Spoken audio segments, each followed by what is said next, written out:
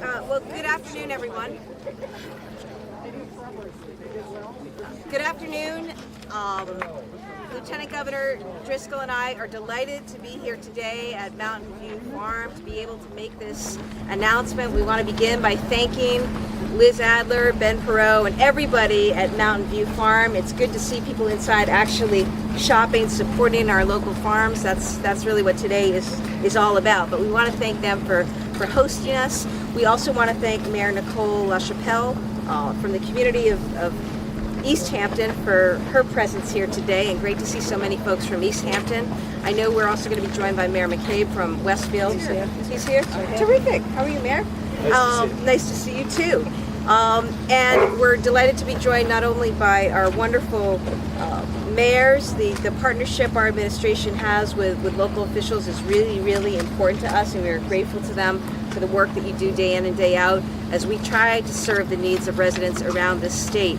And we could not do that without the tremendous partners that we have in our legislature. And the people of this region should be incredibly proud and also feel blessed to have the legislative leadership that they have. It's reflected in Senator Joe Comerford, who's here, Senator John Vilas, who's here, Representative Natalie Blais, who is here, and also I know we have representatives from Rep. Carey's office. He wanted to be here, but was not able to. So that's just important for everybody to know, because everything we do is in partnership, local, state, and federal. To that end, we're also delighted to have representatives from Senator Markey and Senator Warren's office here as well. I'm delighted to be joined by the Lieutenant Governor, who you'll hear from shortly, as well as our Secretary of Energy and Environmental Affairs, Rebecca Tepper, our Commissioner of Agricultural Resources, and one of Western Mass's own, also hailing from a proud farming family, Ashley Randle. Our Director of Rural Affairs, remember, our administration created this position, first time, never existed before. Rural Affairs, super important for our 181 rural communities across Massachusetts, an important economic engine and something we want to support. And our Director we're proud to have with us is Ann Goby.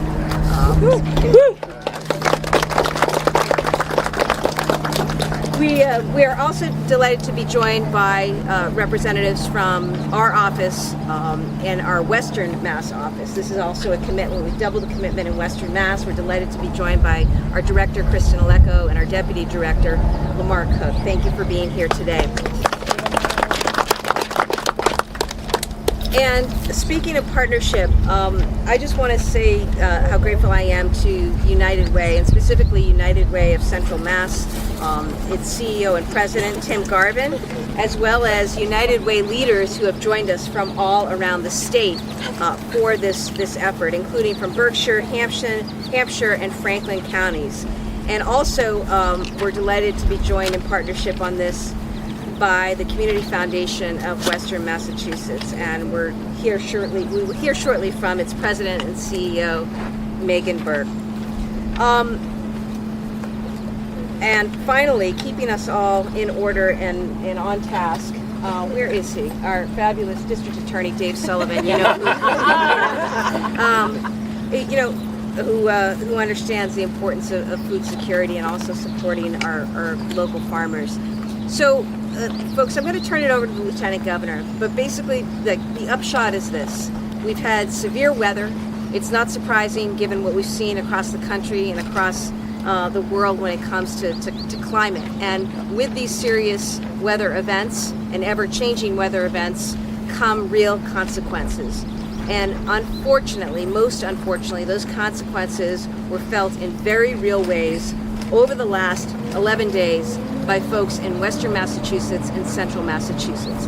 The flooding resulted in tremendous devastation to farms, devastation to the crops, devastation to personnel and employees and payroll, devastation to infrastructure, and coming at a time on the cusp of harvest for many, it really wipes out the ability to have a second season and really presents, we know, real questions about what's going to happen even next year, given potential impact on the fields. And over the last several days, our team, including the Lieutenant Governor and myself, have had an opportunity to visit farms with others who are represented here, including our electeds, and to see the devastation firsthand, we knew we had to do something. And so that's what today is about. We wanted to find a way to come together, provide direct aid to our farmers. We've got to take care of those who take care of so many. And we've got to also recognize that there are implications for our farmers that are big time, that we're going to work to resolve, and also for our food banks, food pantries, and the important food security network and infrastructure that exists across the state. So we're going to try to work hard on all of these fronts. The Lieutenant Governor is here to tell you a little bit more about it, and I just want to say thank you to her for her leadership, her commitment. This has always been about listening to people. We started the morning in Lancaster, meeting with farmers there, mostly immigrant farmers who are feeding communities and families, and we're finishing up here today with this announcement, which is about how can we as a team, as an administration, work in partnership to provide direct relief to people who are hit really, really hard.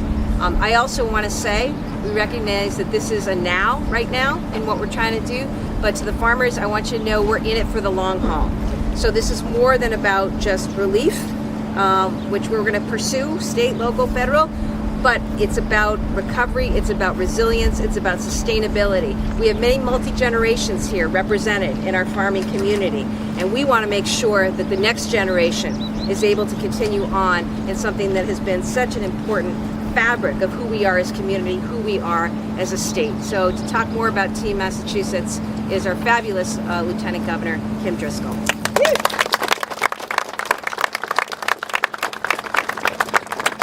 Thank the Governor for not only the introduction, but the partnerships she's provided to me, to our communities. We're so grateful to be able to work together to make sure our communities are strong. And a big part of why we're here today are about having not only strong communities, but the community partners and farms and farm owners and growers and the families and traditions that have been part of the farming community are a big part of that. For the last week and a half, the Governor's been out, I've been out, we've had direct conversations with our growers, with our farm community about what their needs are. It is heartbreaking. Today is actually the first day I think the sun's been shining at such a magnitude, and we've seen people in fields that aren't moving water out of the way.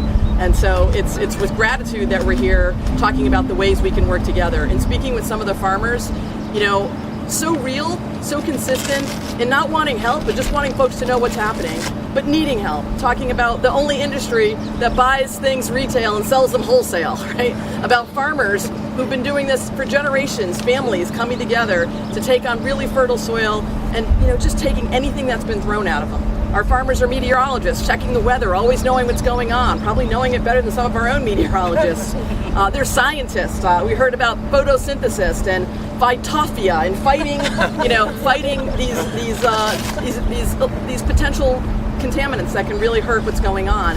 But mostly I think they're about public service, because what they do, growing food, not just for their families, but for all of us, is the sustenance that provides for strong communities. And when they are doing well, we are doing well. And when our farmers are hurting and challenged, we are hurting and challenged. And that's what today is about, coming together, community leaders, local private sector, philanthropy, community engagement, to form the Massachusetts Farm Resiliency Fund.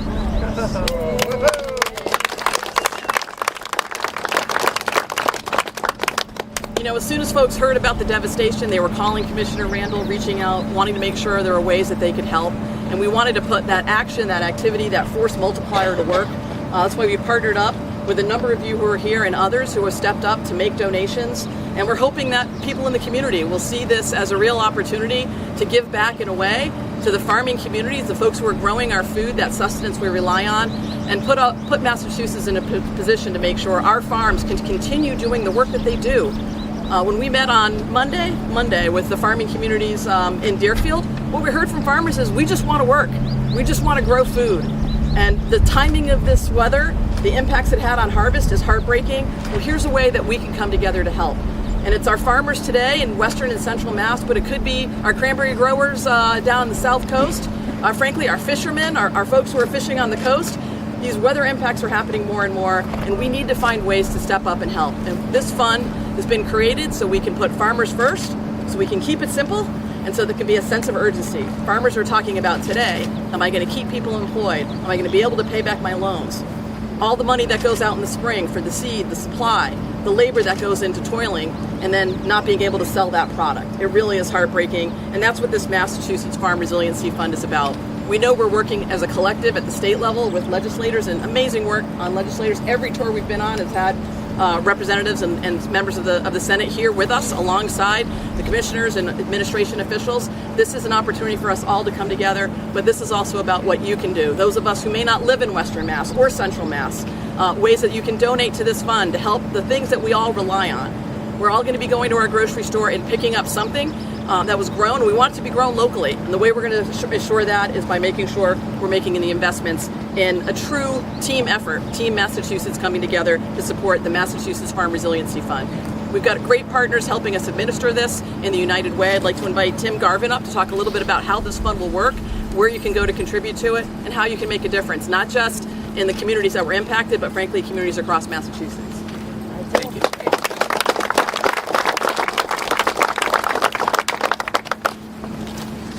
So it's really odd to wake up in the morning and see a headline that's so devastating to this region, and yet be excited about that because it brings this story to our entire state and, in fact, our entire region. I love America, but I especially love the Commonwealth. And this effort, I wish the entire state could see all of you, elected officials from our federal, from our state, from our local, our mayors, our commissioners. I wish the entire state could see what I'm seeing right now, because they would know the value and the importance of partnership. This is everybody coming together saying, we want to offer help and we want to offer hope. We want to make this as simple as possible. And we are going to work on that. We're going to create a regional advisory committee so that we can take care of this region. If and when it happens in other regions, we will do the same thing in Central Mass, on the shore, down on the South Coast, so that we are staying local and helping where the need is greatest. Really what we want to have happen is we want everybody to say, I can do something, because what's happened today for our farmers affects all of us. I think of 4 groups. It's our farmers, their families, their employees, their livelihood. It's the crops that we eat, and we aren't talking about feed crops, some feed crops, but we're talking about when you finish here, go in and see Ben's store. You might not be a CSA member, become a CSA member today and buy the store out. Buy the store out. It's the stuff I will be eating tonight at my dinner table that you will be eating. It's what nourishes us. The third, Governor, Lieutenant Governor, I am so thrilled that you mentioned this is also part of our food security work. So many of our families and our children, so many of our veterans and our seniors, and I see my good friend Andrew Morehouse is here. They are nourished. Their food security is guaranteed because of our local farms. And finally, it's the economy. It's the economy of the entire state, but especially this region. What happened today, the numbers, the early numbers, Commissioner Randle, if I have this correctly, 75 farms, 2,000 acres, $15 million initially estimates of damage. That affects every single one of us. So what can we do? Support this fund. Say yes. Say yes, and then broadcast it to your entire network. Use your social media. Take your cell phone out as soon as you're finished, make a $50, $100, $500 donation in front of this farm stand and say, I feel great. I just gave to the Massachusetts Farm Resiliency Fund, and I'm asking all of you to join us. I want to end with this. I want to end with a thank you, not just to everybody who's here, and not just to everybody who's going to donate. I want to thank our farmers. During the last 3.5 years of COVID, we all were able to quarantine. We were able to stay home. We were able to work remotely because we had good, proper, nutritious, tasty food that was grown here. And I'm not sure we've said thank you enough to our farmers. Today, it's our chance to stand with and for our farmers and to say we thank you, and we are here to support you as you have supported us. We thank all of you. Governor, who do I turn it over? Commissioner Randle, come on up.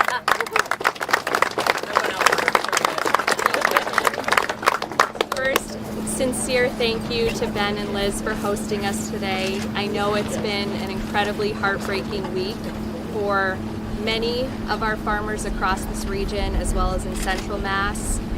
Who are our farmers here today? Please raise your hand. Thank you for all that you do. It's been an extremely tough year for Massachusetts farmers. We had the February 4th freeze the May 18th frost, and now the trifecta with the flood last week. And I know that it's harder than ever to be a farmer, and your backs are up against the wall, but I can say that I feel so honored and so optimistic because we have Governor Healey, Lieutenant Governor Driscoll, Secretary Tepper, and an administration that is really committed to our farming community. And today is a show of that commitment. Tim and the United Way of Central Mass, I can't thank Tim enough for being willing to run with this crazy idea we had earlier this week, and how quickly it all came together with all of the community partners coming together, our legislators. It truly is a partnership, and it's about community. All of us are consumers here, and we depend upon our farmers and the local food system.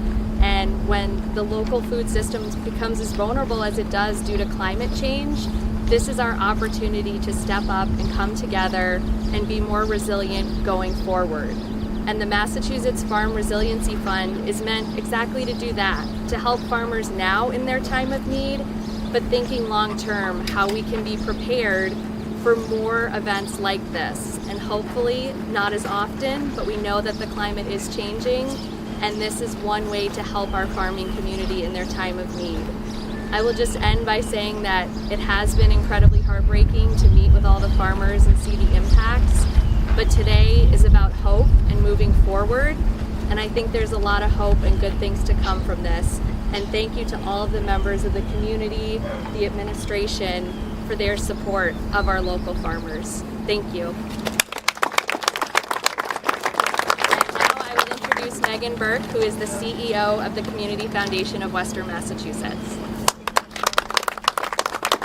Thanks very much. It's so great to see everyone turning out in our community for such an important cause. I really do want to express my gratitude for all of our partners statewide, especially the leadership of the governor and everyone here locally. You've seen something happening in Western Mass, and you've come forward to help us move this forward and bring everybody on board from across the state.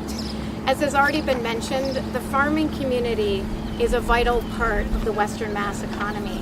It's made up of family farms that have stewarded the rich soil of the Connecticut River Valley, in some cases for over 100 years, and by our indigenous communities for many generations. In recent years, that community has flourished and diversified, connecting farmers to the food processing industry, introducing urban farming and cooperatives, and welcoming new arrivals who bring energy and expertise from their homelands. Collectively, these efforts that are happening in Western Mass are putting food on our plates here and throughout the Commonwealth. And that's why this really is an issue that impacts everybody throughout the state of Massachusetts. As the Community Foundation serving Western Massachusetts, we're committed to supporting the Massachusetts Farm Resiliency Fund. We seek to ensure that this coordinated effort provides immediate relief that works for farmers. We want this to work for farmers. And we also want to make sure that it addresses the long-term food security and climate change challenges that many have mentioned, but that particularly impact vulnerable residents, whether it's food security issues or climate change. We're also firmly dedicated to assisting donors, generous residents of Western Mass, neighbors helping neighbors, for their efforts to support the well-being of our local farming community. Those who want to protect the essence of our agricultural heritage and who have already shared with us their desire to ensure the prosperity of our local food systems. As a hub for philanthropy locally, believe me when I tell you, we have gotten emails, phone calls already saying, how can we help? People know this is serious and they are stepping up. And I'm so pleased that we'll be able to work with Tim Garvin and the United Way to channel those efforts in a coordinated effort that works for everybody. We want one-stop shop where farmers can access the support they need quickly. And I will also say, as part of the Community Foundation Network of Massachusetts, through the Community Foundation of Western Mass, we will be able to leverage philanthropic support from throughout the Massachusetts Commonwealth and work with Tim regionally here in Western Mass to make sure local knowledge of who most needs the support is at the forefront of making those decisions about where that support goes. So thanks everybody for coming. I'll keep it short. I'm sure we're on a tight schedule. Happy to talk with folks later if there are questions.